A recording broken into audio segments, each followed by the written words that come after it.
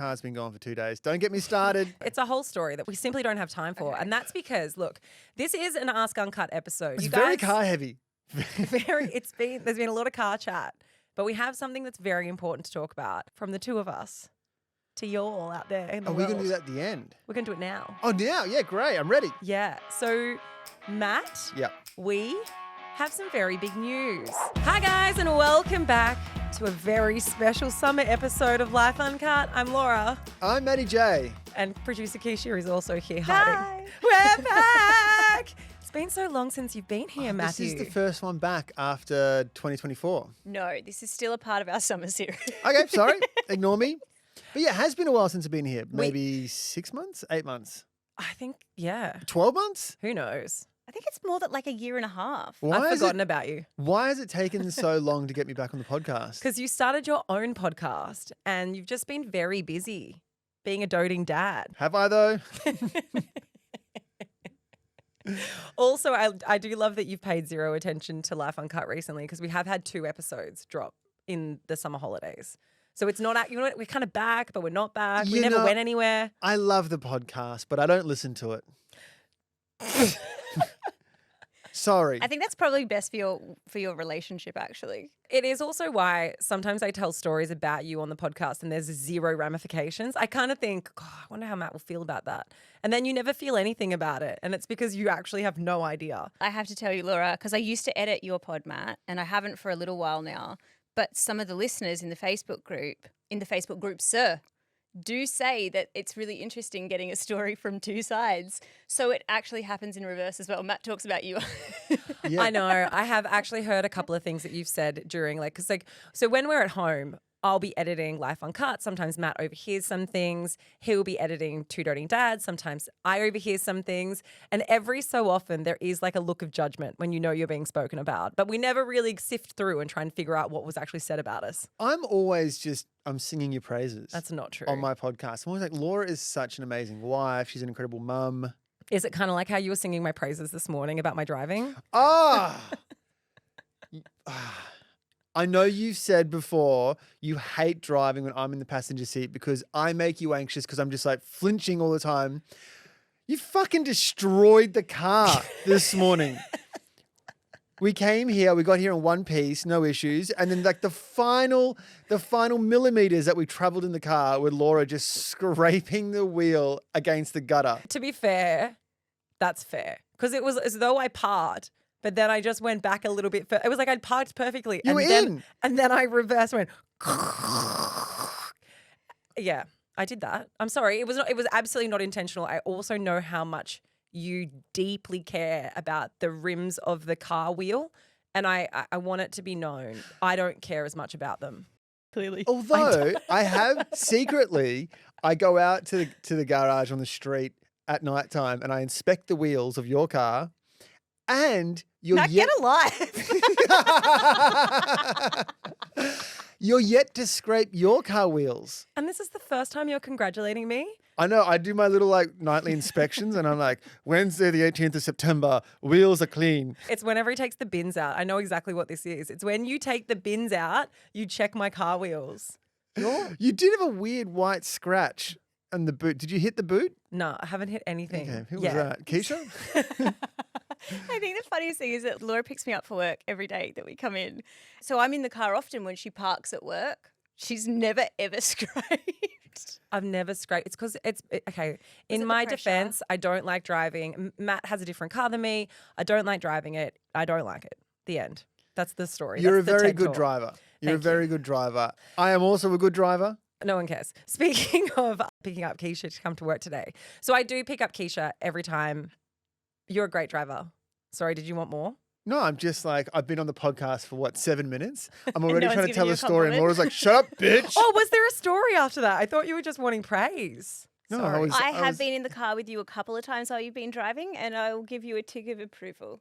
But to be honest, I don't really have much more to comment on. Like, it's not like I was like, wow, that was really impressive. Did you not feel unsafe when you got into our car today when we picked you up and Matt had just momentarily farted before you got in there and I made him wind both windows down? Did you know what happened before we picked you up, Keish? Because Laura always has a go at me of like, as a joke. I've done it twice in my life that I like do a jolty turn or I like go hard on the brake that you in the passenger seat. You're being flung all over the place. So this morning, as a joke, every time she went to a stop sign, I would on purpose go. And then she started doing it more. And then I actually like smashed my head on the back of the seat at a stop sign. I looked to my left and this girl was standing there looking, going. She was horrified. That woman is an erratic And driver. I was holding my head going, oh. Also, in these types of moments, when I know there's a lot of theatrics that's going on, I also just hope that she maybe recognizes who you are, and that's her interaction with the Matty J. She's thinking that poor man putting up with that roller coaster of a car ride. I've just realised, Matt, it's your car. Why weren't you driving? I went to fix Laura's car. Right. My car's broken. Had a broken key and car's been gone for 2 days. Don't get me started. It's a whole story that we simply don't have time for. And that's because, look, this is an Ask Uncut episode. It's You very guys- car heavy. there's been a lot of car chat, but we have something that's very important to talk about. Firstly, just to kind of give you like the run of the land of what this episode is going to be about, we have some questions that you guys asked us about Matt and I specifically. We also have some generic Ask Uncut questions. They're not generic because every question is important, but what I mean is that they're about your life and we have no expertise, but we're going to answer those questions in whatever way we can. Well said. And then we also have a very important announcement from the two of us to you all out there in the Are world. we going to do that at the end? We're going to do it now. Oh, now? Yeah, great. I'm ready. Yeah. So, Matt, Yep. we have some very big news. Laura's pregnant. You can't say that. Just joking. Because I'm not. Although you are trying to get me pregnant, and that's nice. It's a lot harder third time round. Yeah. Hurry up and get pregnant. Okay. Stop fighting it. Stop fighting my sperm. You hate my sperm. If I don't speak, more erratic things just come out of your mouth. Have you noticed? No, I just had flashbacks to you being like, ugh. It's like my sperm is like acid. What? Whenever we finish sex, you're like, get it off me. Hence why I said more erratic things come out of your mouth. Okay, the very big announcement that we have is, drumroll please. Bum, bada, bum, bum, bum. What is that? Is that like a cat Keisha purr? pulls out a vibrator.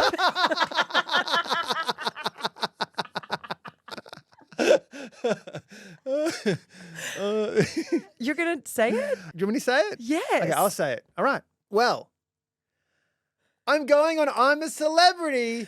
Get me out of here. I'm going in the jungle. Vibrators. Yeah. Everyone, bring your vibrators out. In unison now.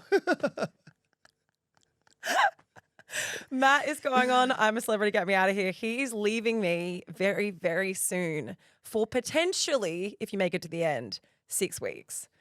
It's 5.5. Oh, I think I said to you when you were like, how long's it going to be? And I was like, it's 4 weeks at the max. That's Every- exactly what Brittany said. Yeah. It's exactly what Brittany said, and it wasn't. It was 6. Every single day that we talk about this, it gets slightly longer. So I'm going for half the year. It's a 6-month trip. Okay, I know we've had a lot of conversations personally about this, and you haven't been able to speak about it yet Yep. because everything's always very under wraps. This is the grand announcement. Matt is leaving. He's going into the jungle to go and eat some like pig asshole or do something absolutely vile. When we were speaking about it a couple of weeks ago, you've been really kind of like, I guess, a bit like apathetic towards the whole thing. But then as of kind of yesterday, I feel like you've gotten more nervous or it's sunk in for you. Yeah, I don't know what it was. I mean, up until now, I guess because December is such a hectic month and you're focused on so many other things that aren't work related. And so even though we did all the promo shots and the promo shoots, so when you see the show start and like the first minute that was all shot maybe like mid-December. Mm. And even then, I guess maybe I had a moment where I was looking in the mirror and I was wearing, my jungle boots, my khaki shorts and my red shirt and my Kubra. You sound like a child on the first day of school. I was wearing my school uniform and my shiny shoes and my backpack. Well, literally, I took a selfie in the mirror. There was a split second where the stylist, it's weird that you have a stylist because everyone just wears the same outfit, but that stylist must have the cushiest job ever. She's very nice. Some dungarees. And it kind of sunk in then, but that was only a day shoot. And then afterwards, it just felt like it was just miles away. It felt like it wasn't going to happen. And then recently, I've been watching some of the best of on the I'm a Celeb YouTube channel just to kind of get, was that a fart? No, I just moved in my chair. Okay, sorry. And then I don't know what it was. 2 days ago, I just got really nervous. What are you nervous about? I think because this week in particular hasn't been a super easy week with the kids because we've had a lot of change happening. So are you saying that you're not nervous about anything in the jungle? You're nervous about what's going to happen at home? You're nervous about your car rims, aren't you? He's petrified about the wheels. No, I think it's a very big deal leaving your kids for potentially 6 weeks. And I guess the thing that's so different about, we've obviously had moments where both of us have traveled without the children and whatnot before, but potentially 6 weeks of no contact is a really big deal. Yeah, I think, the realization is kind of it's really just hit home, which is annoying because up until now I've been like, whatever, I don't care. And then all of a sudden, like last night, it took me an hour and a half to get to sleep. I was just thinking about it and I was just like, oh, I hope everything's going to be okay. And then also, when you think about something for so long, it's annoying because you think about all the good possibilities. And then once you've exhausted that area, you then think about the bad possibilities of, maybe I struggle in the jungle and maybe I don't enjoy it. And then you start to go down a bit of a spiral of worst case scenario and you wig yourself out. And so I've kind of now exhausted all possibilities of the jungle right before I leave. So now I'm ready. But yeah, I've just had, I guess, the realization that, it might not be all amazing experience. What was it like telling the girls that you're leaving? Because so Matt's known now for a couple of weeks and obviously we've both known for a couple of months, but you only recently last week told Marley and Lola. Okay, so when I told Lola, I wasn't expecting much of a reaction because Lola hates Matt. She doesn't like me at all. She thinks her father's a piece of shit. Literally, it went down exactly as I expected. I was like, look, I've got some news to tell you girls. It's in the morning. I sat them down and I said, Daddy is going to be going away for work for a long time. I'm going to go to Africa. And Lola instantly goes, Girls' Day. And she's like, woo. Oh my God, I love her. She did not care at all. She literally said Couldn't. Girls' Day. Yeah. And she was like, fuck yeah.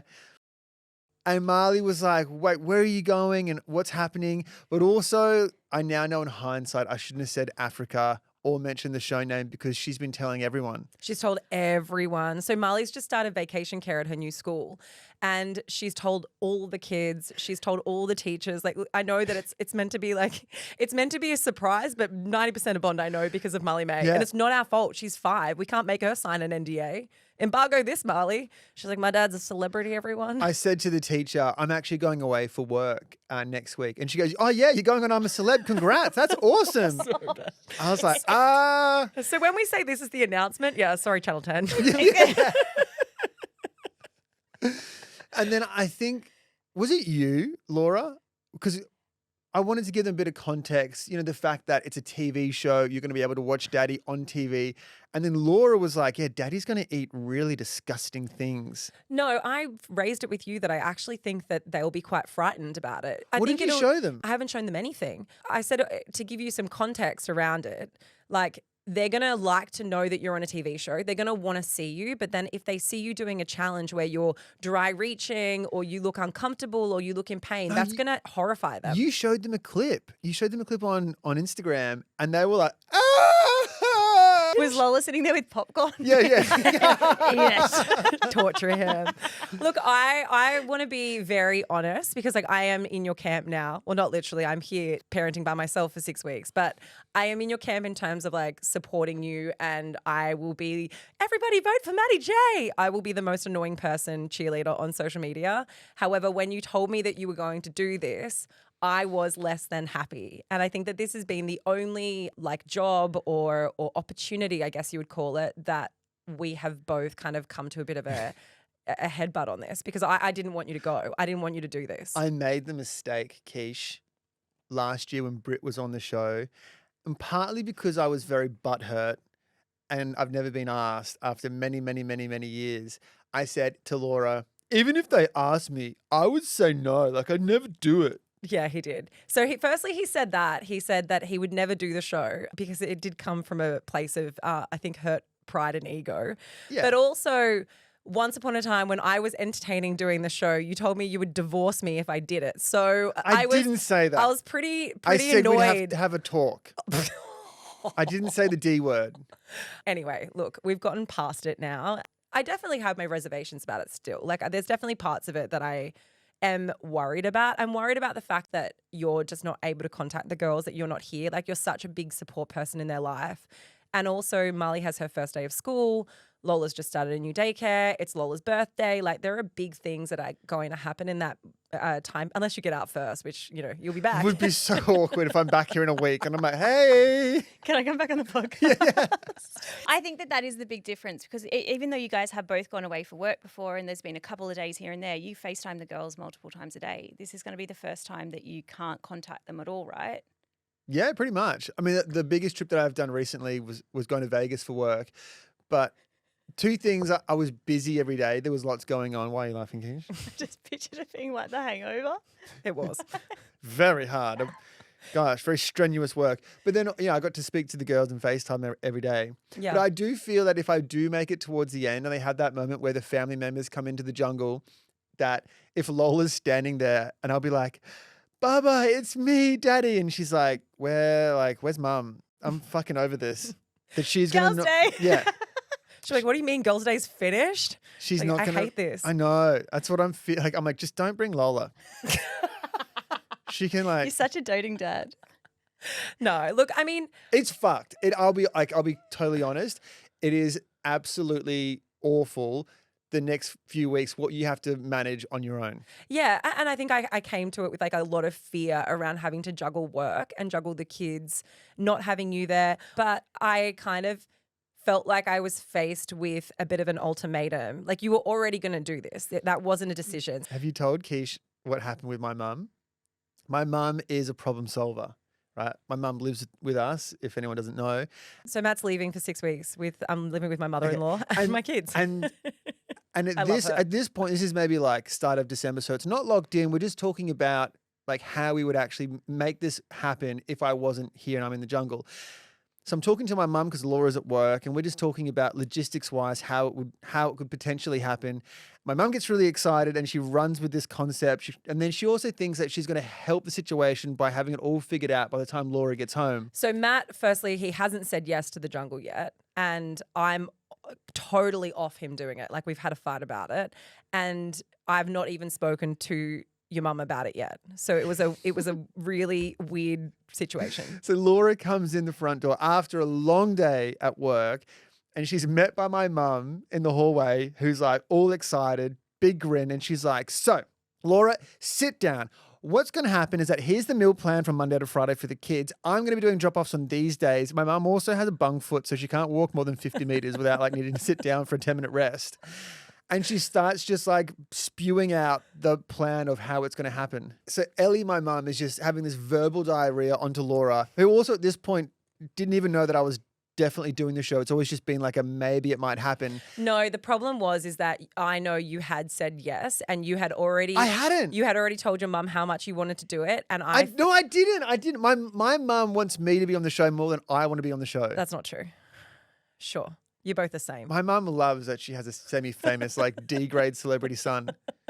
I think even just walk past mum as she was mid-sentence, Laura looked at me and she's like, can you come upstairs now? And I was like, oh God. Look, I'll be really, really honest about it. The thing is that I felt, and this was the big fight that we had, I felt really left out of the decision making. Because you weren't here, you're at work. That's not true. And the reason for that is because, and I'm sure we've all done this at different times in our relationships, where you're like, well, I'm just going to explore this thing until I know how I feel about it. And then once I'm certain, I'll tell my partner. But by doing that, it was like Matt had had many interviews. He'd had conversations with them. A lot had happened. And then I just kind of got told at the pointy end. And so I really felt as though I had been totally left out of something that should have been a team decision. I didn't realize that it was important, Keish, that I had an interview with the executive producer and casting director of the series, and I didn't tell Laura that that had taken place. So he's trying to make out that it's just maybe a possibility. And then I find out I've got my visa approved. And I'm Yellow fever vaccine. He's literally got it. Yeah, he's got his medical checked. Anyway, look, we've gotten through the trenches of that. Well, just before we move on, if Laura had all these hesitations, what was it in you that was like, no, is it that it's a new challenge? Like, what was it that made you go? It's probably the same reason why he did that 16-kilometer run per day. I was like, what are you running from? I just need a break. Okay. From Lola specifically. Yeah, I just wanted to have some time away from Lola. Poor Lola, she's the best. I love her so much. She's the best. I think it's a combination of the fact that everyone who I know who's gone on the show has come off the back of it and been like, it was an incredible experience. And I think if I'm an old man, I'm a grandpa, and I'm sitting there amongst all the grandkids and they go, Papa, 'cause that's what I'll be. And they say, can you tell us about that time that you survived for 6 months in the African jungle eating nothing but giraffe anus? And I can go, gather around my children and listen to a tale. And that will be a legacy piece for me. That's what you're going to be remembered for. Yes. In our family. Yeah, I'm like a war hero, essentially. Same. It's a story that we pass down from generation to generation. You lost a great uncle in Papua New Guinea in the war. In World War and, II. And we still talk about him. Great Uncle Jack, shout out to him. Incredible. And now I'm we're going to like- talk about your contribution to humanity. I'm on that same page. Imagine in like 100 years' time, people are doing the family tree and they're like, oh my God, like, what is it? Matty J, great uncle Matty J, was actually an I'm a Celebrity 2025. And he ate an Tears. asshole. Tears streaming down the face. Like, wow. That's why I want to do the show, because I really want giraffe anus. How else are you going to get it? So bad. It's pretty rare. Oh, looks delicious. I know I've said it a few times. I'm your biggest cheerleader now. I am full supportive. We've come full circle. I know it's probably hard to believe after I've complained a few times already on this podcast episode, but And you know what's going to happen? wait, no, what I was going to say Yeah. before is that I was faced with an ultimatum. The ultimatum was you were going to do it anyway.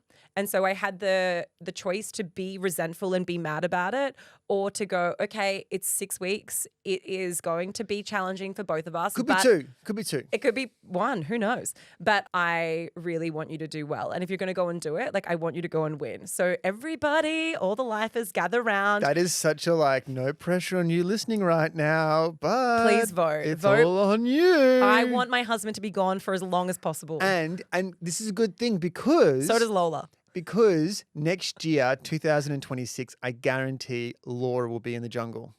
There's no way. It won't happen. That's what I said.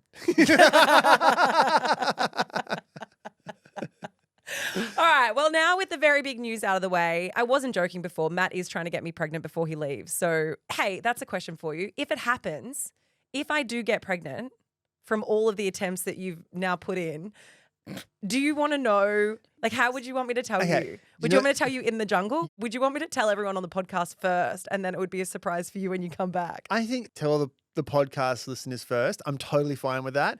How I would like to find out if I make it this far in the jungle, I don't know what part, maybe it's like past the halfway mark. Sandra Sully, who I love. Big fan of Sandra Sully. I know you are. Thank you. No, it's like She- it's like he's like weirdly a fan, like to the point where I think you have a crush on Sandra Sully. I do. I get so starstruck every time I bump into her anywhere. Anyway, love Sandra. She does a bulletin report and does a little update on everyone's lives, and I would love her to announce it to me. Okay. Hey, I'm so confused. We spent weeks and weeks and weeks talking about the fact that Laura wanted to have a third child, another baby, and Matt wasn't on board. Yeah. You just wanted to cap it at 2. So this was his bargaining chip, I'm pretty sure, because now he's fully on board and Are you on board now? he's been trying to impregnate me. I mean, You just don't It's want Lola like- to be the it's- last. it's like signing up for a marathon. Okay? You think it's going to be exciting. You're like, oh my God, what an experience. I'm going to embark on this great journey. You know that during the marathon, it's going to be fucking hell. but once you get to the finish line, you look back and go, I'm so glad I did that. That's parenting. It really is parenting. And then like it's like getting that cup of water every so often as you're running, which just feels really good. Every so often your kid tells you they love you. Yeah. And you have these moments of like, that's nice. Literally, like peppered 3 or 4 times throughout the race. You're like, this is really good. Followed by like, fucking kill me. That is parenting. And I think when we're 70, Laura, and we're like full of wrinkles and grey hairs, we'll be like, oh, I'm so glad that you let me impregnate you that 3rd time. I'm glad. I'm glad you feel like that. Would you like me to leave the room? Or? We need, let's We try had it again. sex last night. We did it last night. Another time. Literally, as we were having sex, Matt goes, are you just trying to get pregnant? And I was like, potentially. No. Are you? Yes. I can't tell. I'm like, does she enjoy the sex or does she just want to get pregnant? I'm not quite sure. Good. It feels so good. Just come now. Get it done. It's been 30 seconds. It's enough. Well, now that we've gotten that out of the way, it is time to answer some of your questions. Like I said, we're going to answer the questions first that you asked directly about us as a couple, and then we'll answer some of the, the questions that are about you and tell you how you could potentially fix your life so you could be a hot mess like us. All right. Question number 1. I don't know how you're going to feel about this one. Is Laura the breadwinner, and how do you feel about that? It's a double-edged sword. Because my inner insecurities flare up sometimes. And I'm like, I'm the man in the relationship and I should be in charge of earning all the money. But then at the same time, I'm like, it's also amazing how successful you have been across all businesses that you look after. So I think sometimes if I'm talking to somebody else who's in a more of a traditional relationship where the man is making the money and the wife is a stay-at-home mum, and I talk about what I do looking after the kids with daycare drop-offs and pickups. And they're like, why do you do that? And I'm like, yeah, I shouldn't be there picking up the kids from daycare. I should be there in an office, bossing people around. I feel like I'm weak. Well, to be fair, though, I mean, maybe more information than needed. I might earn more than you, but like you still earn a great income. Like you are still, you still have a career, you still have a great job. Like your income is like, you have a robust income. I just have multiple businesses, and maybe that's like giving too much away of like our personal lives. But Tony May, for me, has been a business that's been existing for 16 years. And, we have such a big distribution chain now. So like, it's funny because public facing Life Uncut and radio and stuff is seemingly my number 1. But I would say financially, Tony May is my number 1. So that might be surprising to some people, and probably, like I said, more information than anyone really requires or needs. But we've worked so hard for so many years to make that business what it is, and I'm really proud of it. Matt, can I and please only share what you're comfortable with, but what you just said was that you feel a bit weak. Do you think that that's internal, or do you think that that's only when you're like talking to other people? Like, do you actually feel that? Well, I think we're the last generation where our parents were very traditional in the sense that men worked and a wife would stay at home with the kids. I've been conditioned to think that's what's the norm, which is not. It shouldn't be like that. And so I think... But I mean, it is the norm, and it has been the norm for so long. It has, but I do think that we live in a generation now where female entrepreneurs are having their moment, and there are some really incredible female entrepreneurs that really have carved out like a financial shift in relationships. I think about people like Brittany Saunders. I think about people like Steph Claire Smith, Laura Henshaw, Kira Rumble, who owns the health food brand. There are so many examples of this now, and I think it has changed hugely. But I don't know. I definitely don't see myself as the breadwinner in our relationship because you bring so much to the table financially and also in terms of like our family dynamics. I bring a little bit. I'm like the little entree, and Laura's serving the main dish, which is great. I'm so proud, and it's amazing. It's amazing to be doing what we're doing now. Laura and her income enables that. I'm like, fuck yeah, get it, girl. Make more money. Daddy needs a new watch. All right, this is not a question. However, Matty J, you are so sexy. And that's come from a person named Alyssa_O'Neill, who, like, you know what? Go for gold, girlfriend. I agree. Every question is anonymous, but that one. Yeah, well, I mean, I feel like she wrote, this is not a question, and questions always remain anonymous. But I think you should know that people out there think that you are so sexy. That's my mum. My mum has definitely got a fake account, and she submitted that. Because in contrast to that, I got a question being like, for God's sake, cut off your mo. It's disgusting. My third question is when will you get rid of your mustache? Well, I only kept it because you wanted it. Laura likes it. I love it, guys. I'm not a mustache gal. I hate it when my boyfriend has his mustache, and I think he deliberately shaves it in now because it kind of irks me. Well, actually, it took a bit of approval from the powers that be for I'm a Celeb to keep the moustache. Oh, they didn't want it. It had to go up the chain, and I was waiting there with bated breath. What a weird thing to have approved. Because, like, imagine if I was like, I'm not shaving my legs, and they were like, we've got to approve that. But for a man, you have to have your facial hair approved. Do you know what it might be? Because they can show footage from the start journey where you look a bit clean cut, and then by the end where you look like you've come out of a cave like Gollum. But you're going in looking like you came out of a cave. Thank you. And she At says least she I said you likes were them. sexy. I personally love the moustache, which is weird for me because growing up, my dad always had one. So every so often, I'm like Terry Byrne vibes. Daddy issues. But I don't like it when it gets too long because then it makes kissing really uncomfortable because whiskers go straight up your nose and it's very odd. I'll get rid of it after the show. Okay, next question. How early on in the batch season did you know that I was the person you were going to choose? Is that from you? No, it really isn't.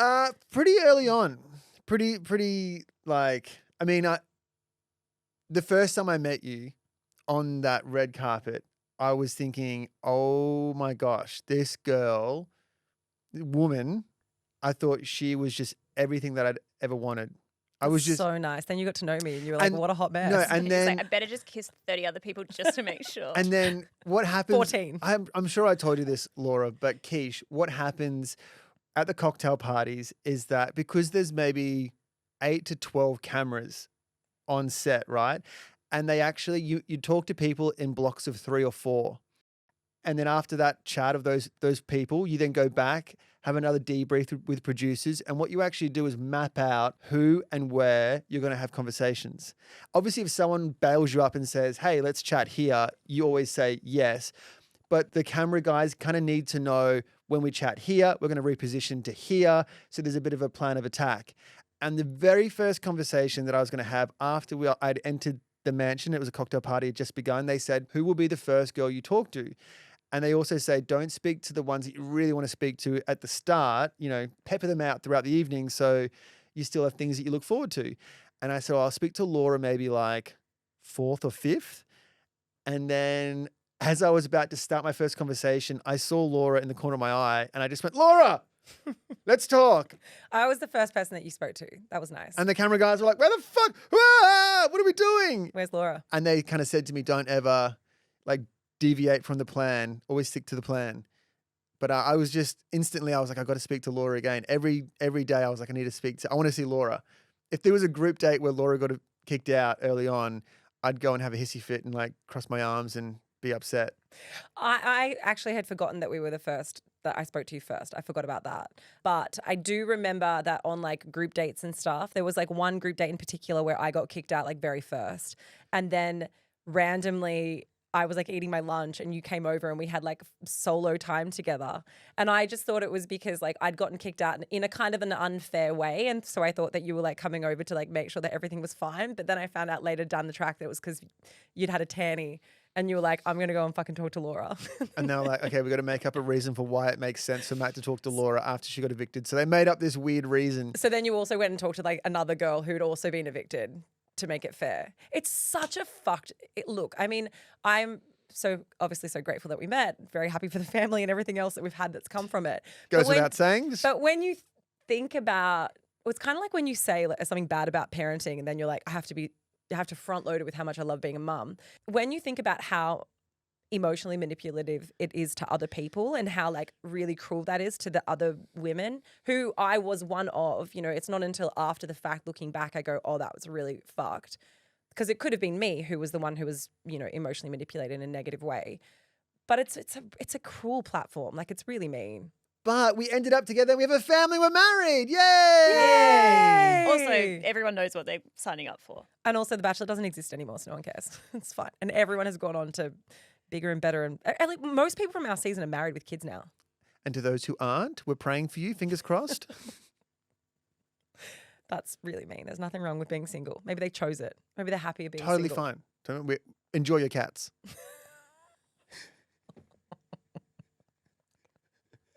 Can I just say that I worked in radio around the time that you guys were batch, right? You're fucked. I You're getting used- yourself cancelled. I used to think of Matt as the most straighty 180, a little bit vanilla, if I'm being harsh. How dare you? So did I. Version of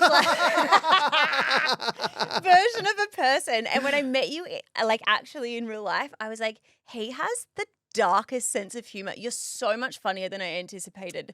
And I really didn't like a part of my job is to try and not let us get cancelled, but you are the flight risk in the team. I agree. Matt really walks the line sometimes with what is and isn't PC appropriate in terms of his humor. And so when you said you were going to do the celebrity, I was like, I can't protect you. We can't edit that. I can't edit you on live TV. I can bite my tongue for 5 weeks, maybe any longer, and it's going to unravel. You're a funny guy. You're a funny guy, Matt. You're a funny guy. Thank you, I think. All right. Okay. Are you friends with any of your exes? Yeah, it's still on good terms with a few of them. I don't really have any exes that I'm on really bad terms with. These days, I don't have time for friends, to be honest. I mean, I've become a bit of a loser in my old age. It's actually really shit. I mean, I know that we talk about it a lot on the podcast around like female friendships and how like this stage of life often requires so much of you that you don't have as much free time to put into your friendships. You know, obviously everyone is different, but for me, it's something I've struggled with. You have had this same struggles, I think. And, you know, and I've seen a lot of your friends have moved back to Queensland, and it can become all-consuming being a parent of little kids. And also those who don't have kids, when they message on the weekend to hang out and they're like, "What, do you want to do something?" And I'm like, "We go to the playground." And they're like, "I would rather eat my own fingernails." Yeah. I guess that's why people say it can be really challenging to maintain friendships when you're in different stages of life, especially if friends are still partying when you can't be partying because you don't want to wake up hungover on the weekend. Like your interests kind of change a little bit as well. And Yeah, that makes it really tricky. Weekends are for the kids. Yeah, it really think. is. I actually have a question, Yeah. if I may. Knowing what you know now as a parent of 2 girls, would you do anything differently? Would I do anything differently? I think that's a tricky one because I think that we're always moderating our parenting styles. Like I think we're always learning and improving the way that we parent. I probably wouldn't do anything differently in the way I parent, but I would definitely have a lot more peace of mind around the start of when Lola was born, because I just have this memory of the night that Lola was born and the next day when I came home from hospital sitting next to the bed thinking, oh my God, we've ruined our life. And I was so sad. That first 6 weeks was so hard. And I wish that I had kind of known how great it was going to be. And I keep reminding myself of that because I have these moments where I'm like, oh my God, maybe number 3, if it happens, will be a terrible, terrible idea. And I'm like, yeah, it probably will be for like 2 months. And then we'll start to find our way through the forest again. So I think that is probably the first thing that comes to mind. Nothing specifically around changing my parenting style. What would you do differently? This is going to sound really stupid potentially, but my relationship with Marley and Lola are very, very different in that my interaction with Lola is purely just playtime. There's moments, really brief moments. I'd say like 5% of the time we have a little cuddle, but it's minimal. Yeah, she doesn't go to you for comfort. She goes to you for roughhousing and playing. Yeah, like if we're at the beach, for example, and she wants to go and jump in the waves, it's the only time that she goes, "Mummy, no, I want daddy." And that's really great. I love that. But then at the same time, you know, last night she woke up at midnight screaming. I went into the room and she looked at me and went, "Ah, not you. Where's my mother?" And like that really hurts. And I sometimes wonder if I wasn't affectionate enough with her when she was a baby. You know, when Marley was so young and it was just her, we had so much time cuddling. And Marley loves to cuddle with me and Laura.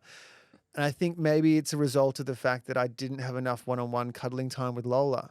I mean, look, this is probably an interesting thing. If number 3 happens, I think I became the default parent with Lola because she cried a lot and was quite tricky.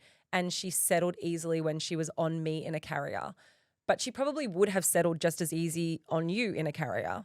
But I just seemed to always be the one that did it or kind of got stuck with it. So I have a memory of her like just hating being held by me. yeah, maybe. I mean, maybe it's, I honestly can't remember. Maybe it's always been the case. It's also such a hard question to ask yourself because it could just be that she's just like that. Like, you know, that she's just not going to be an affectionate person. Or it could just be that I'm better. Oh my God. I was hoping that Laura would go, no, my gosh, no, it's so silly. Don't think that. And Laura's like, yeah, probably. Yeah, you're right.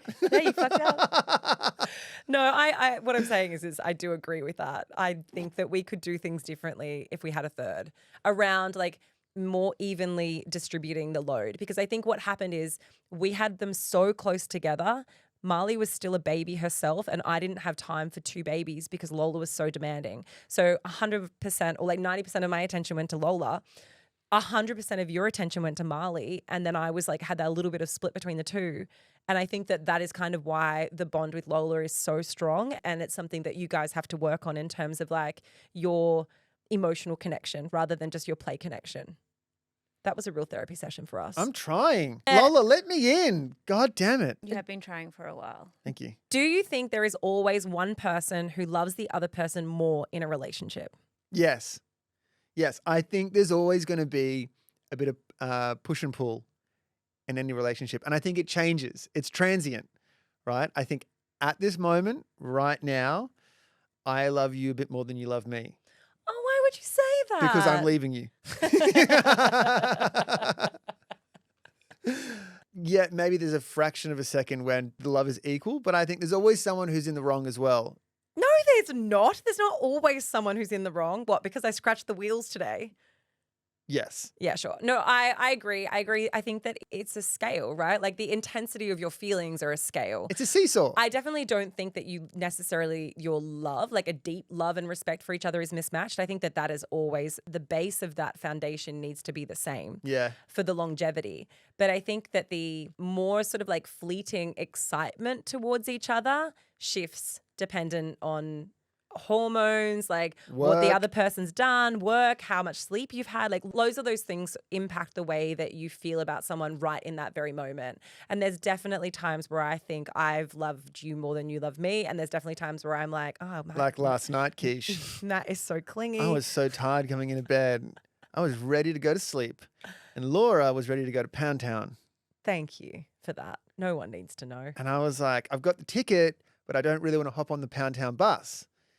But you were happy that you went for the tourist drive, didn't you? Yeah, but Laura's like, just sit down and go for a scenic drive and we'll see how it goes.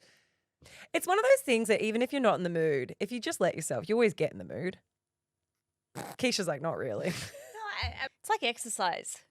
Putting on your shoes and putting on your clothes and all that, that's the hardest part. Once you're actually going, the you're like, ball's oh, rolling. that's not too bad. Yeah, it's exactly that. Yeah. So look, I was more enthusiastic last night, but when I'm talking about love, I'm actually not talking about sex. I'm not talking about sex drives. I'm talking about like that sort of like, oh, I just want to cuddle you and kiss you and like be on your person. That's the beginning of sex. Oh, not always, not always. Pretty much. This With right us. here is like the men is from Venus, women are from Mars situation. If we ever cuddle and kiss, that means Laura would like to have sex. It's true. So Laura's like, no, what are you talking about? Do you have any other questions that came in for me or for you? Yes. Or for us? Someone wrote in and said, have any of you had Botox? My partner and I are thinking about it. And Laura, funny timing because your face is currently chock-a-block full of it. Guys, I had not had Botox in so long. And now I feel like a fraud because I told you last year I'd kind of wasn't doing it for a while. Sorry, the funniest thing that happened, I think this would be a year and a half ago now, was that I was talking about filler and I did go through a period where I got too much. I recognize that.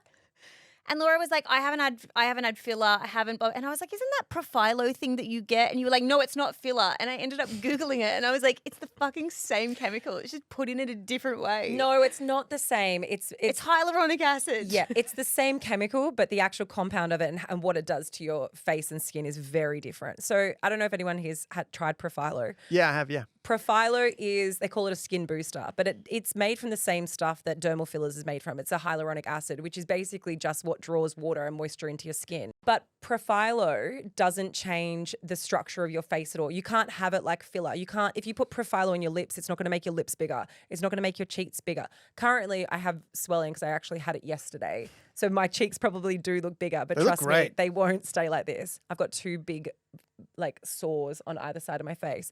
I have a admission to make. I went and got Botox and I went and got Profilo. However, it's kind of pathetic and sad the reasons why I got it. There were some really unflattering Daily Mail photos that came out of me where I literally looked like a 70-year-old man holding a boogie board over my head. And Laura the hench.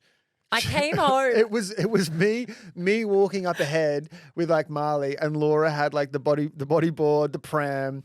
She had like a grand piano that she was lugging with us as well. I'm very obviously mouth breathing too. There's just nothing about it that's attractive. And it was one of these instances where like the paps, I mean, it's happened quite a bit recently. You don't know they're there. They take photos from within the car. Like, you just don't know that they're following you and they're following your family, which is fucking weird. You look great in those photos. I looked great in other photos, but those ones particularly. And I do actually think, this might be a bit conspiracy theory of me, but I do actually think that they purposely choose the worst photos because I mean, we can link it in the show notes if you really want to see the images, guys, or Google Laura in bikini. But we walked from our house to the beach, went to the beach for 40 minutes and then walked home. That sequence of photos was taken from the moment we left our house to the moment we got back to our house. So that paparazzi had followed us like discreetly. We did not know he was there for almost 2 hours. And then the photos that he has chosen or Daily Mail has selected are literally the worst photos of me that have ever been taken. And it's because it rage baits people. Like the headline is like, look at like Laura, glowy, toned, whatever the fuck it is. It's like insinuating that I look great, knowingly that they've chosen photos where I look not great in to try and get people to be like, oh my God, what are you talking about? She looks hideous. It's actually so fucking cruel and fucked up the way that it works. It's Laura there dragging a boulder with a big rock. That's the facial expression that she's pulling. And I think it was gorgeous. I actually like, to get serious for a second, I truly do not know how being a paparazzi is a legal job. Your actual job is to go and stalk people, take photos of it to show other people. If you were to do that to like a random person in their home, you'd be arrested. Yeah. Like it's harassment. I actually don't understand, especially when there are kids involved. I get even more fired up about it. I don't understand how we don't have more rules and regulations about it. It's so strange. It's a really tricky one. And I think the reason for that is that the lines are so blurred because so many people work with photographers and they work with paparazzi. So I think that there's this overarching belief that if you're someone in the media, that you must be in cahoots with paparazzi. And I can deeply and I know that there will be people who don't believe this, and I know that there's been things written otherwise, but hand on my heart, swear on my life, we have never worked with paparazzi. We just don't. So in the moments when they take photos of us, it's because there are always paps down at Bondi Beach. It's just a real hotspot for it. But I don't expect them to follow me from my house.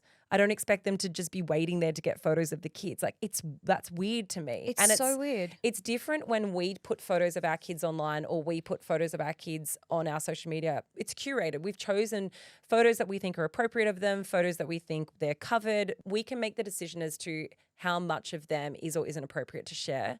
But when it's just some fucking dude in a hoodie hiding in a bush, it's very invasive. His name's Glenn, by the way.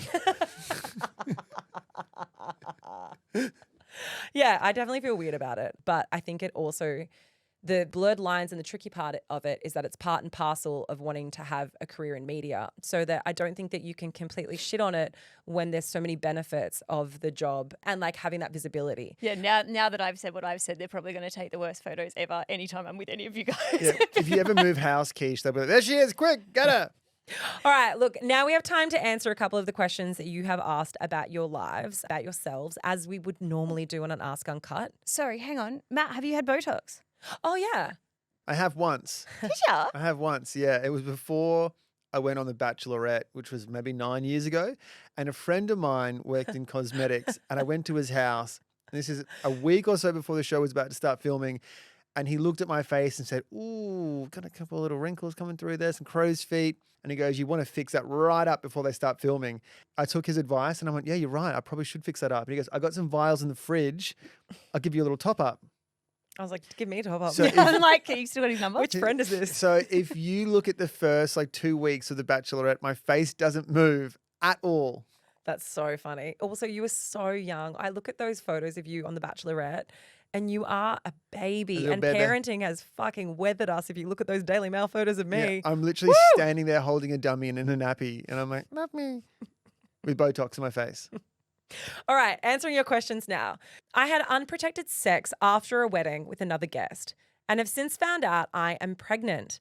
Whilst the guy is really lovely, it's not a long-term match given locations, jobs, and so I'm planning on having a termination. Matt, this question is for you. Would you want to know if you were in this situation? And should I tell him? And if so, if I do tell him, what's the best way to do so? I think you tell him, right? Wouldn't you tell? Like, wouldn't you want to know? This is a question for a man to answer, and then I will give my opinion. I mean, ignorance is bliss, right? What you don't know can't hurt you. But I just think maybe if there's a situation where that person really wants to become a dad, is absolutely wholeheartedly going to throw everything behind becoming a father. And if he finds out that, oh, Chantel actually got pregnant when you had sex and she got rid of the baby, it was terminated. I don't know, that guy might think I'm entitled to have an opinion on what happens to that baby. Well, that guy would be very wrong because he doesn't get an opinion on someone else's body. But he contributed, though, to that baby being made. Well, he contributed sperm to, but he didn't, no. No. Why not? You're wrong.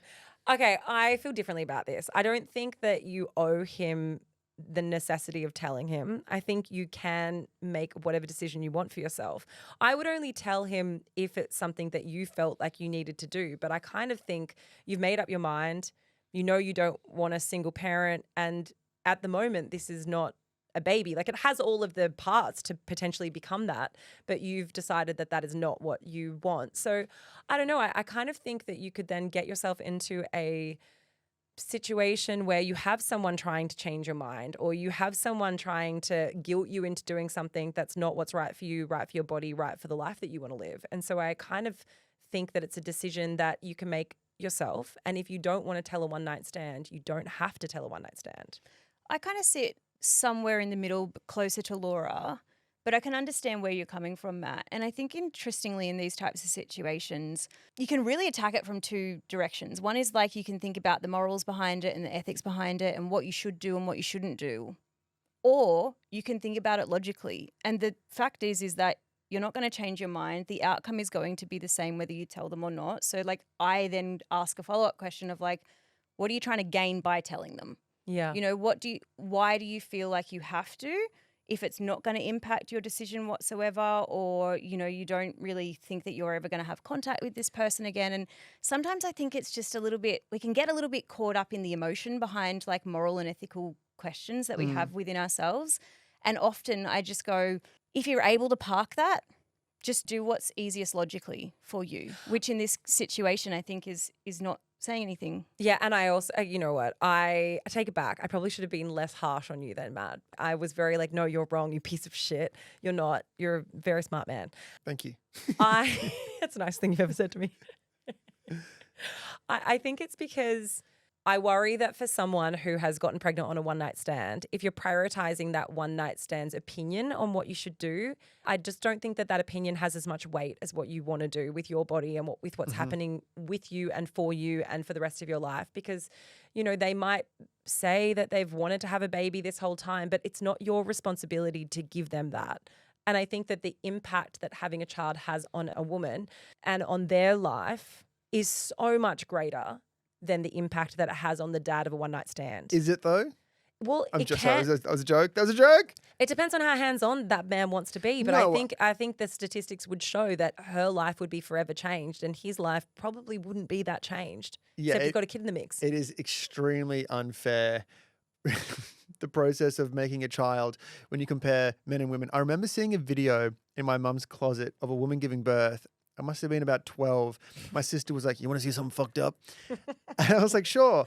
And It would have been a birthing video for like training. Matt's mum had 5 children, so she probably had a Yes. birthing video. It was like a midwife or obstetrician narrating the process of what was happening as a child. I love that some. Kate's like, come here. And I remember watching it and thinking, I am so grateful that is something that I never, ever have to ever go through myself personally. I'm curious about, you said, I think I would want to know though. Why? Why? Like, and I'm not asking that in an accusatory way. Like, why do you think you would want to know? Because if it's something that you wanted, or maybe something that you felt guilty about because you didn't use contraception or what, like, to me, I'm like, the only emotion that could come from that is a negative one. I don't really see how it could be a positive emotion. Especially knowing that she is absolutely certain that she's going to have a termination. Yeah, in that case, To me, it makes sense. And I'm not saying that if it was me, I would want to know. I just thought potentially in that situation, there may be someone that would want to know. I don't know. I just thought if there was a situation where down the line, 6 months, if it somehow got out and someone mentioned to the guy, hey, you know, so-and-so had an abortion. Didn't you guys have that one night stand that night? If that person would then feel like they have been let down by not being involved in that conversation and being completely removed from the decision process, I understand why they would do that. I'm kind of playing devil's advocate there and how that person would feel. Yeah. And maybe they would like to be a part of the support around that process. I don't mean, know. Who knows? I don't know if it's a case of opens a can of worms, but if you would say to that person, hey, this has happened, this is how I'm going to handle the situation, I just wanted to let you know. Question number 3. My husband and I have been together for 8 years. We don't have kids, but have been through some major life obstacles in the past few years, both to do with our careers as doctors and a change in work and life balance. We are balancing working long days, having opposing days off, and having to study outside of work for exams, etc., to advance our careers. Our sex life has suffered hugely, and now it feels like more of a chore these days. On the rare occasion that we do get intimate, I have found that I am disinterested in the act altogether, including doing anything sexual on my own. This is not the first time in a relationship that sex has dwindled for me over time, and I'm starting to wonder if I have the capability to sustain sexual lust in a long-term relationship. I think what she's saying there is that basically this exact thing has happened before. Is this possible, or is what I am experiencing common, or am I the problem? There's always going to be, from a guy's perspective, there's always going to be a tapering off of sexual drive when you compare the start of a relationship to 6 months into a year to 2 years, right?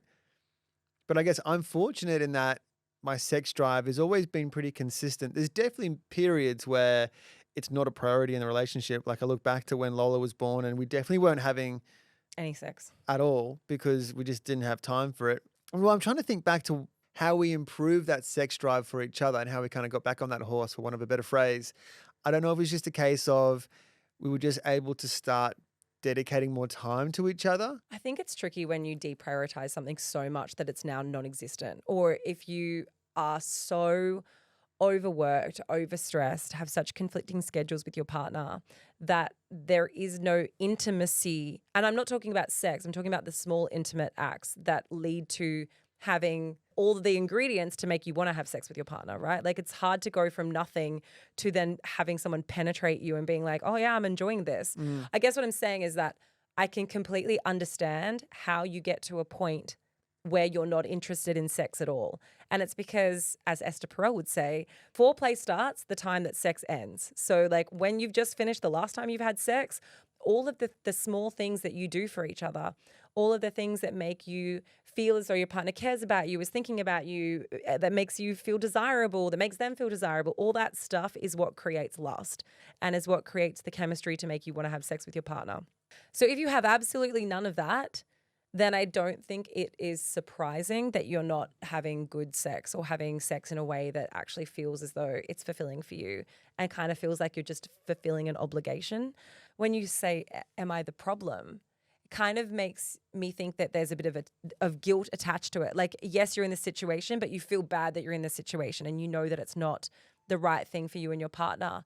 But I kind of think that priorities have to shift a little bit, or making time for each other, or what are the small changes that you can make that can kind of get you back onto the path of being able to feel intimate, not just around sex, but around everything else. Can I ask you, besides the obvious, which is doing the laundry and doing the kitchen, are there any things that I do in particular that improve your sex drive?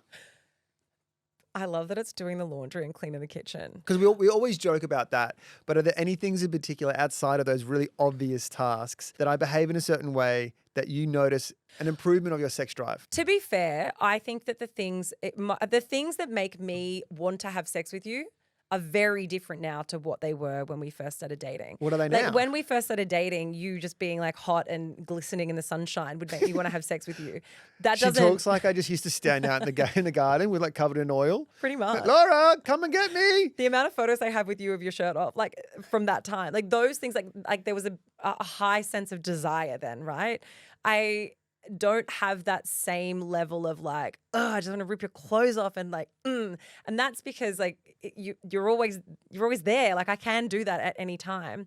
But the things that make me want to have sex with you are when you do stuff that lightens my load. That sounds so weird, but it's true. Like when you organize stuff in the house, when you've like taken care of the kids, when you've done like when the house is clean. And I know that that's a really dumb thing, but like when things are organized and everything else just feels like it's not screaming at me, then I'm like, oh, okay, well, we've got time to do it now. And I'm sure there's people out there who would say like, well, you should just prioritize it regardless. But like for me, sex kind of feels like it's fun time, you know, like that's like that. I don't know how to describe this. I know what I'm trying to say, but I don't know how to describe this. Like, I don't want to fuck in a dirty house, right? I don't want to have sex when everything's disorganized. I don't want to have sex when I feel as though there's so many other things on my mind, on the to-do list. I can have sex in a dumpster. So when the to-do list is done and I feel like the mental load is clear, then I feel as though I have the capacity to feel desirable or have desire or all those sort of things. The only thing I think that increases my sex drive, though, and makes me feel more like, okay, let's go for gold, is when I have time to exercise. And that sometimes is tricky. I don't always have time to exercise. So sometimes it's more a me thing than a what can you do to fix the problem. But also, and this is probably going to be too much information for you, please don't be offended by this. Okay. And I wonder if you feel the same sometimes. Yeah. Every so often, because sometimes I'm just not in the mood, right? Like my sex drive is nowhere near what it used to be at all. And it comes down to being busy with work and everything else. I'm nervous. And sometimes I'll be like, we're going to do it. Like it's time. Like we got to have sex. And so like at the start, I'm a bit like, all right, let's have sex now. But hear me out. As soon as we start doing it, I'm like, fuck yeah. Like I'm so glad. Like it's the exercise thing. I'm like, I'm so glad that we're doing this. But I don't always feel that leading up to it. I don't always feel as though like, yes, I'm ready to have sex. Do you know what she says, Keish? She's like, all right, well, hop on top. Start cuddling and Put it kissing in. me. Esther Perel refers to this as maintenance sex. She says it's really important. But I know it sounds like a negative and it doesn't sound hot and it doesn't sound sexy. But for me, it's like, I don't want to go. I know that you would argue differently to this. Matt has this, like, he has this sex blindness. So he thinks we have sex once a week. He thinks it's like once every 2 weeks. So if it's been a week without us having sex, he's like, oh, we haven't had sex for a month. Guilty. Like he literally has this irrational blindness around it. So pretty much if we're getting to the 1 week mark and if I'm not in the mood, I'm like, oh, come on, suck it up, Laura. Like it's time. We're going to do this. Can I ask something really stupid? And this is off the back of the conversation that we had recently with my sister. And people might think it's weird that we're having these types of conversations with my family members. But at what point of your cycle are you most horny? When you're ovulating. Yeah. Okay. So like, for example, what I don't want anyone to kind of misconstrue, and not that anyone cares that deeply about this, but like, it's not like that all the time. Like I'm not like always going, oh, it's time to roll over and have sex with my husband. That's probably like once a month that I'm doing that kind of like, okay, it's time. And I'm not really that super into it, but I'll get into it. It's fine. Well, this will be good. But 90% of the time, it's because I'm excited about it. Wow, that's so much sharing. And also another question, did you have sex with me last night because I cooked dinner and cleaned the kitchen? Yes. Did you? Yeah. But also the other thing is we need to go to bed earlier. I hate going to bed late and it being like 11 o'clock and then trying to have sex. Like we're late owls. We stay out doing work. That's not conducive to a good sex life for us because we're also out the door early for work. And then we have your mother living with us. So we need to go to bed at like 9:30 to be able to like have like excitable, decent length of time sex. You know what I think is another absolute killer, and I might be projecting here, but it's also the guilt. Like nothing makes you feel less like having sex than feeling guilty about the fact that you haven't had sex. Totally. You know what I mean? That's kind of like a spiral where you're just like, oh, I know I should be urging myself to just want this and feel it. And I feel bad about that because, you know, we haven't. And then you start doing the math of how long it's been and you're like, oh, now it's just been so long that maybe I just feel bad about that. Like, do you know what I mean? I think it just gets worse and worse. When she said, like, am I the problem? I'm like, well, kind of your lifestyle's the problem. And and maybe it's this, it sounds like your partner's lifestyle is the same. So like making yourself feel guilty about it is probably the worst thing to do. I agree. I'm very much putting my hand in the air and saying I need to take my own advice. Yeah, I agree completely. And I think that it's so easy to deprioritize it, and it's so easy to be like, well, I guess it's just my sex drive. But I would urge everyone who is feeling like that in their relationships to look at the other factors that have reduced desire, because I guarantee they will be there. Like maybe your partner drinks too much, maybe he goes out with the boys too much, maybe the house is a fucking mess, maybe you guys are working too much. Like there's always other factors that impact. Because like the longer you've been with someone, the more that they're just always there, the less they are an absolute priority, because you're not worried about, okay, well, when's the next time I'm going to see them? Like, this is so exciting. So you kind of have to work really hard to maintain that. And yeah, and I think for me, when it's lacking and has been lacking for any sort of duration, I know it's because I'm so overworked. I know it's because we're both maintaining crazy schedules and something has to change for me, or I'm not exercising. And that's like a really big one too. I feel like I've learned more from this question than the listener has. Yeah. Sorry about that. No, I'm like, what? Tell me more. I need to tell the men about this. That's like next week on Two Dating Dads. Yeah. Ash, get this. Ovulating. Clean the house and track a cycle. That's about it. Yeah, it's very easy. People think we're complicated. We're simple creatures. I think about that though. I think it's because we see, and I say we stereotypically, I think we see sex as something that can only be done because it's kind of related to productivity. If you're prioritizing sex over having a clean house, well, you're just going to have sex and then still have a super dirty house. So Totally. for me, it's about like you said, getting everything off the task list so that you can have that mental freedom to be like, woo, it's fun time. Whenever you try to go and have fun on a weekend or something, but you've got X amount of work to get through, you feel guilty about it because you're like, I should be actually dedicating this time to the work, but I'm out here having fun, and it's kind of all you think about, rather than just having the freedom to be like, woo. Absolutely. And there's this, I mean, I know you mentioned it with like the whole Esther Perel maintenance sex, but there is a lot of research in the fact that actions precede feelings. So like often we wait for the feeling to do something. Like I'm going to wait until I feel like having sex. I'm going to wait till I feel desirable. And you're never going to feel it, right? Like that feeling doesn't just spontaneously come to you. You have to do the things, like you have to get yourself up off the couch. You have to put your phone down. You have to like initiate some sort of seductiveness with your partner. Initiate the things, whatever it looks like to you, that would actually inspire sex, because like it's not just going to spontaneously happen. And then once you've gone through those sort of like rote motions, then the feelings come. And I know that some people can be like, oh, like, but I'm not going to do something if I don't want to do it. I'm absolutely not advocating for that. But what I am saying is like, at least fucking give it a red hot crack. And then you can say you didn't feel like doing it. But if you just sat on the couch and you're watching 17 episodes of Friends and then you're like, I really didn't feel like fucking my husband. No wonder. Also, actually, that sounded really superficial, because no one is sitting on the couch doing that. If you run around doing everything else and the huge mental list that you have, there is no wonder that like it hasn't just spontaneously come to you. See, men are different though, because I feel like doesn't matter how long that list is, having sex is still always going to be enough to cut through and be a priority. I think for men, if they have a drop in their sex drive, I'm going to generalize here and I'm going to put it down to the fact that I guarantee they are masturbating way too much. Going back to masturbating, one thing, now that we're on the topic, what was the one question that you asked about the jungle? So, Stop it. Keish, when we did the big shoot for the promos and all the pictures and everything else, at the end of that session, they then sit down with the big dogs, the executive producer, and those who are like top of the food chain in charge of putting the show together. And they say, we're so excited to have you on the show. It's going to be a great season, blah, blah, blah, blah, blah. Do you have any questions at all? And I was like, when do I have to give my phone away? Okay, answered that one. And I thought, can I ask another question? The only question I could think of was, well, where do you masturbate?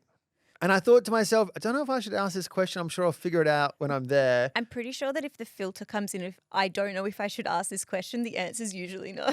But then they said, you can ask us anything. So I asked the question and they He was both... like, where does one masturbate in the jungle? When Sandra Sully comes on. And then they kind of looked a bit shocked and they looked at each other and they weren't quite sure who should answer the question. And they said, oh, Glenn, can you answer this one? Glenn's just the cameraman in the Always the back creep. and he's just got his cock in his hand. What? Why? And for anyone wondering, it does happen on the show. It's in the toilet, the drop toilet. There's no cameras there. So that's where I'm assuming everyone would go to masturbate. Imagine masturbating in a cubicle that has a drop toilet and that's it. And there's a bucket below full of all of your campmates' poops. As I said, I could have sex in a dumpster or drop toilet. I am going to ask you how many times when you come home. I'm not going to share that on the podcast. I think that you're going to be on such low calorie restriction that you're going to feel so fatigued. It's You're like- like, I'm not getting any of these juices out. You know- I need the resources. Matt doesn't. It's just dust. I come out like all skin and bone. Like, oh God, you didn't masturbate, did you, Matt? I don't know what you're talking about. Need water. This has been too much. I feel like we've shared too much, which I say that rarely, but I think on this episode we have. So I'm going to wrap it up there. That is a good time to stop, I think. This is it. We're Yeah. finished. I reckon we can, yeah. How do you feel? It's nice to have you back on the podcast, Matthew Johnson. It's good to be back. I've missed you. I've missed you too. Keisha, also I've missed you as well. I've missed you as well. Thank you. We're going to miss you when you're gone, honey. Lola's not. Everybody, gather around. Let's rally around Matthew Johnson. Let's make sure that he stays away for as long as possible, and we'll vote for him in the African jungle. Thanks, Him, I'm speaking like you're not here anymore. Yeah. You're still here. You in the African jungle. That is it from us, guys. We are back next week to normal programming. Life Uncut will be back. Britt is back from Dubai, Romania, wherever she's been all over the world. And yeah, we're going to be back to, well, I should say our normal scheduling, but actually our scheduling is changing. And if you missed what those changes are, we did do an episode last year titled Some Big Changes Are Coming Next Year, which you can go and have a listen to, and you will know what is coming this year, 2025. Happy New Year's, everyone. I didn't even say that. You can't too- know it's too far gone, isn't it? No. We're also too far on the episode. Yeah. Yeah. Happy New Year's, everybody. Yay! And you know the drill. Tell your mum, tell your dad, tell your dog, tell your friends, and share the love, because